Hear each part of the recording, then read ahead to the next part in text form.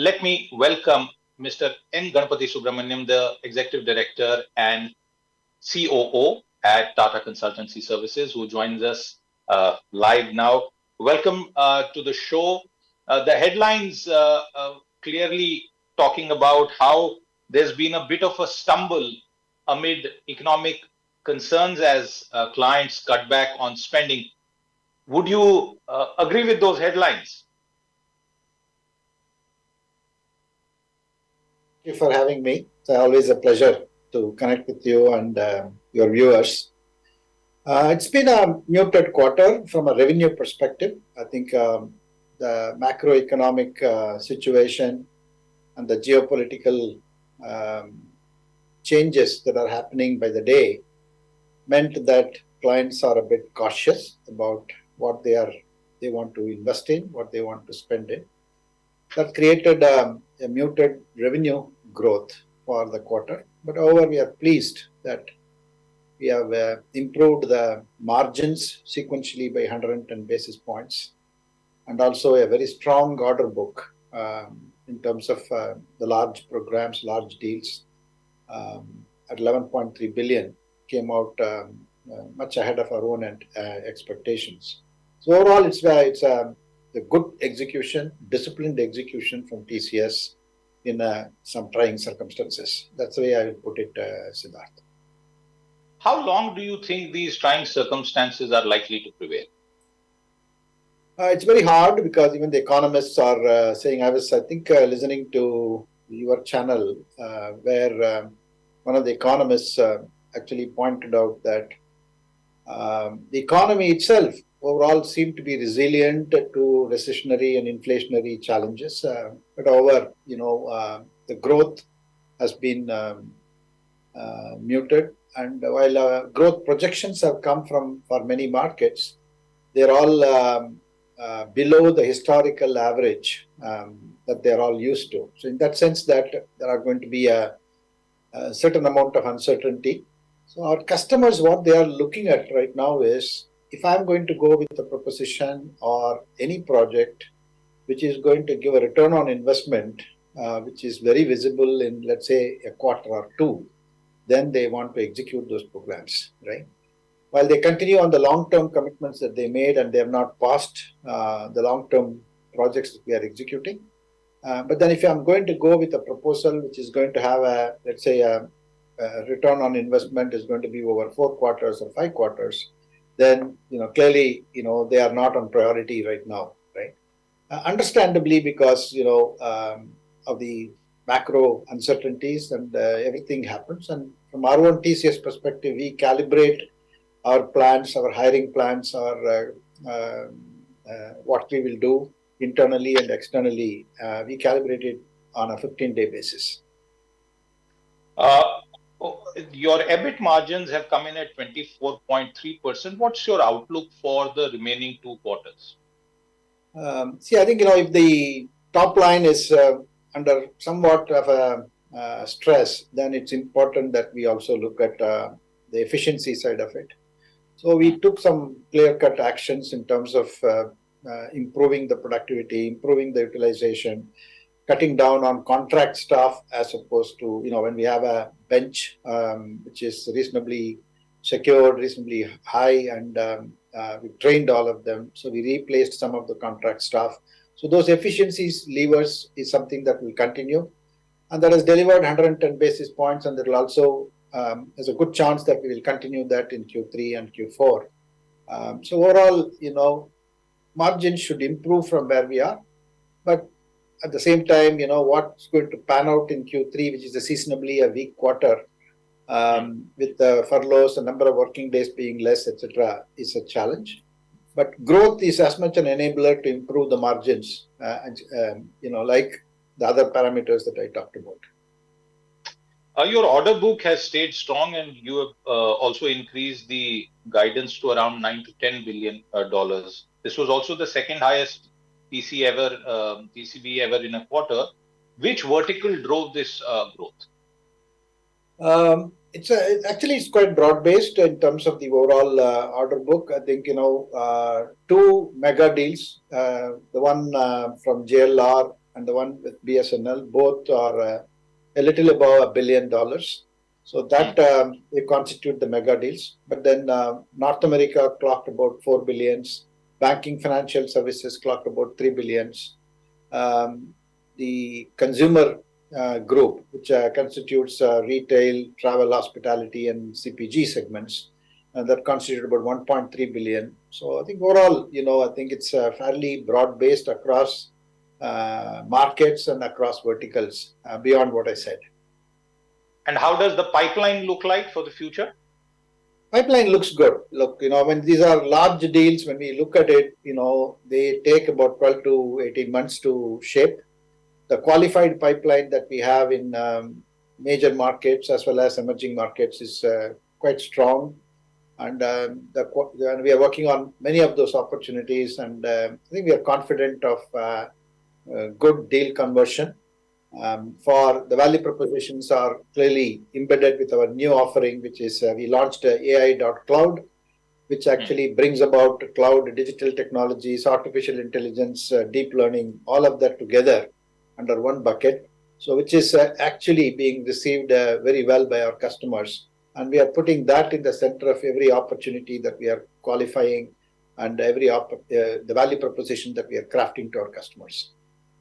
On a geography basis, the UK market was up 10.7% annually. When do you see the North American market kind of returning to its past glory? It's difficult to say, and because it's a huge market for us, almost 50% of our revenue comes from North America. So in that sense that we are waiting and watching that turnaround in that market. Manufacturing industry per se, it's done well and for North America. But banking, there are, while the banks' results themselves are good, but then there are sentiments on banking sector, which are whether it is related to savings or whether it is related to mortgages, they are not looking very positive. So the banking segment really looks at a certain amount of caution. The essential retail, which always did well for us, we saw some softness in the last quarter, but hopefully that should turn around given the festive season that is ahead of us, right? So we'll have to wait and see. But overall, manufacturing looks strong in both Europe as well as in North America. Retail, we have to wait and see. And then travel, hospitality, we hope that it will also turn around during the festive season and the holiday season ahead.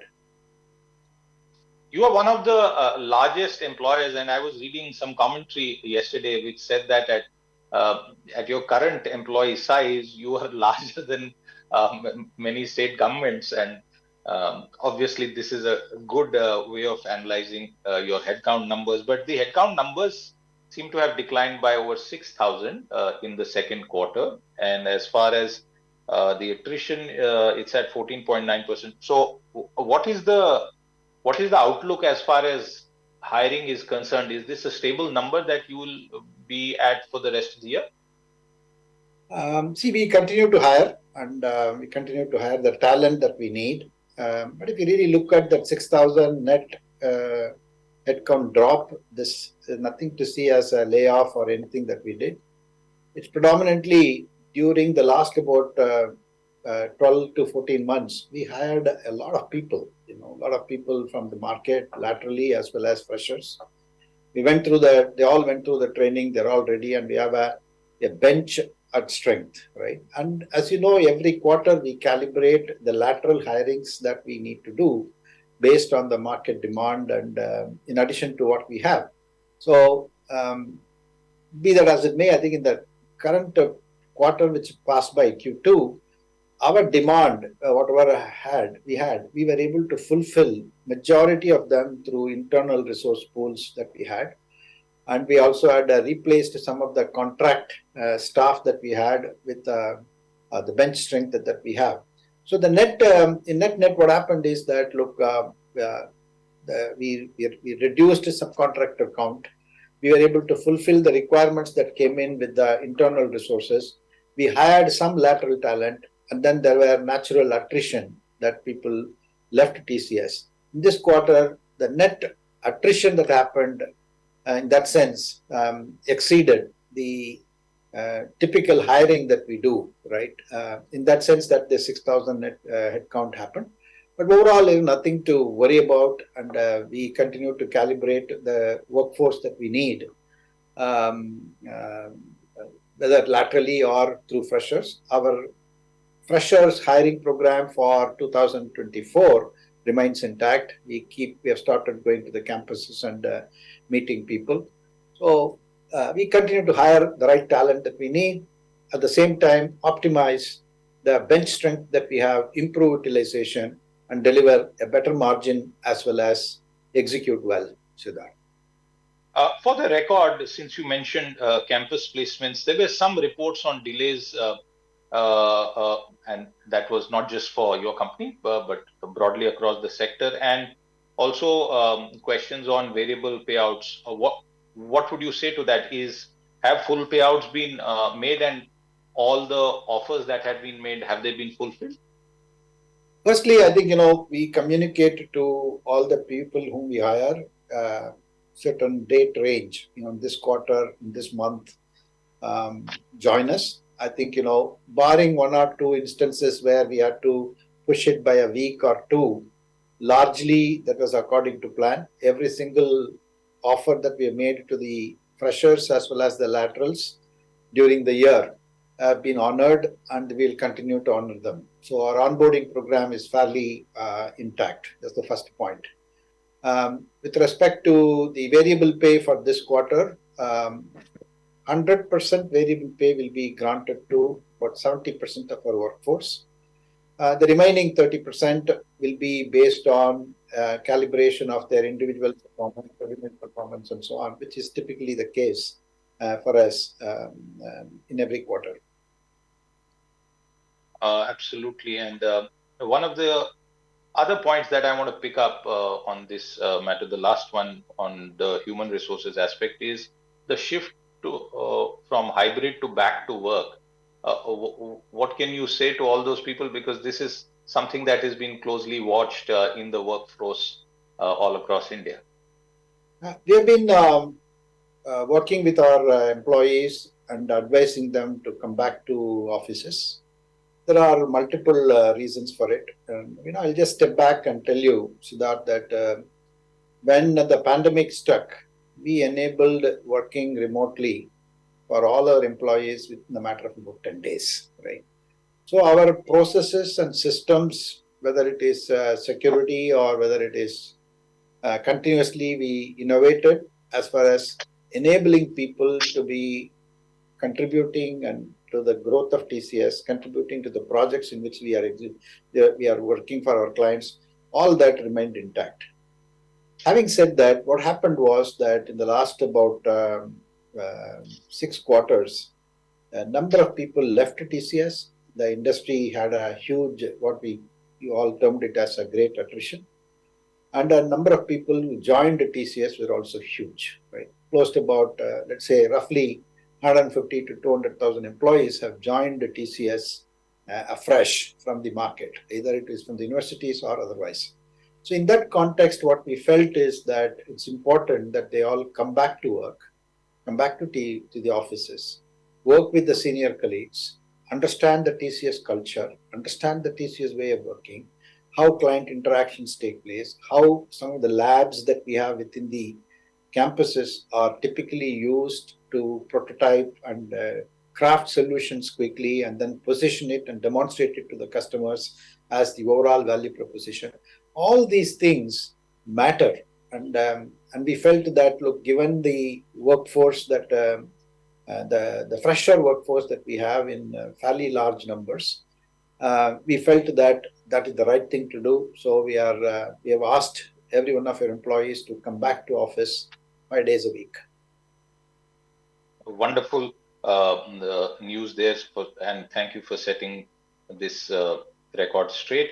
I want to talk about the outlook that you feel as far as currency trends are concerned. Your constant currency revenue growth is up 2.8% year on year. What What do you visualize happening? We would like to grow, no doubt about it. We are all focused to grow the business. And as I said, the order books look strong. But in any quarter, what happens is that there is a fixed base of work that we currently doing. In this quarter, for example, what happened was a couple of large transformation programs that we executed. They got finished. So which essentially meant that typical revenue that we accrue from that project goes away and it needs to be replenished sufficiently with the new deals that we are winning. And in addition that, the existing projects continue to get optimized. Our customers look for what we call as the run the business, bring in automation, disrupt yourself, automate it, so that, it's like, milking the run the business to feed the change the business. That's the concept that we all practice. And while doing so, while we are milking the running the business and giving the savings that are required, that savings need to be invested at the right way in the new projects that are coming in, wherein, there are certain caution that people exercise. As I said, if the return on investments is anything more than 2 quarters, then, say, hey, really, do we need to do it now? That question comes in. So in that extent, that new pool of smaller projects that we do by creating our own savings and then investing it into the new, that is the element of lull, I will put it this way. And that's consistent with the view that the economy is limping ahead, not sprinting.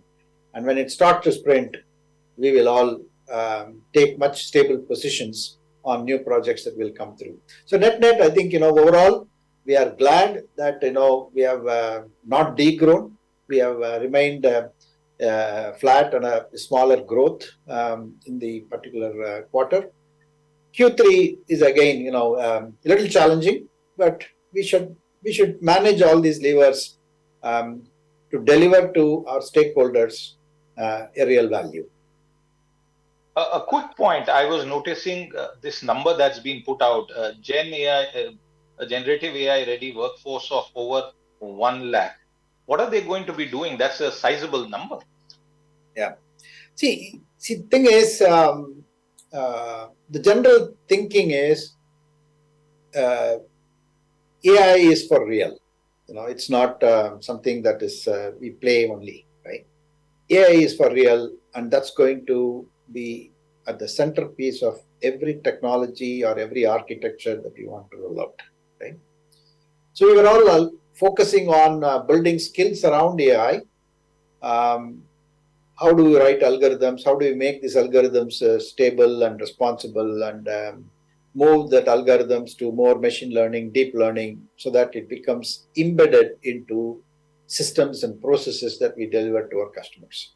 Then comes generative AI. Generative AI lifts the ball to a different plane, right? And all this requires enormous amount of training. And if we are going to be doing projects in which, every project AI or Gen AI is going to become the centerpiece, then we need the resources and skills to meaningfully deploy that, meaningfully deliver those solutions. So from that perspective, we took upon a project to train about 100,000 of our employees who probably already know something about AI, but then, how do I lift them to generative AI? So we're happy that we trained about 100,000 entry-level AI skills are there embedded into them. We also launched a platform called AI Playground, which allows people to come in and then try out the generative AI technologies. So all the large language models are there. All the toolkits that different startups have come up with are available, or hyperscalers who have come up with are available. The computing infrastructure involving AI chips, etc., are made available into this whole platform. So we are having our employees having access to it in a secured way. They can try out different technologies so that they can meaningfully deploy and have interactions with customers which are good. Using these opportunities, what we also did during the quarter is to catalog about thousands of use cases for different verticals, which are really helping us to take it as a basis for discussions with our customers as we craft our generative AI value proposition. As I let you go, just one quick final point in our conversation today, and this is the big news that the street was expecting, which was the buyback. It's come in at 17,000 crore, 4,150 per share. What's your message to shareholders? I think, we have our capital allocation policy is very clear, and that almost 80 to 100% of our free cash flow is something that we will always return to it, to our shareholders. I think we have been consistently doing this. There are several instruments that are available to give that money back, and some are, things like special dividend is one, and then buyback is another instrument. So whichever we feel that is most appropriate to do, and which is healthy for our stakeholders, is something that we consider and we keep doing it. And this time we chose to do this, taking into account some of the regulations that have been put in forth. So 17,000 crores is the value that we have earmarked, and we felt that 15% is a reasonable premium to be offered for buyback, number one. And it's a way of actually meeting our own policies of returning to shareholders the free cash flow that we have.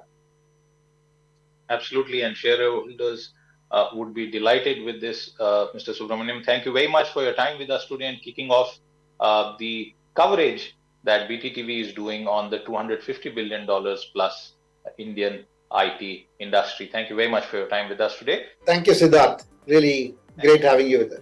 With that, it's a wrap on this show. We'll be back with more. Until then, goodbye. If you like the video, do like, comment, share and subscribe.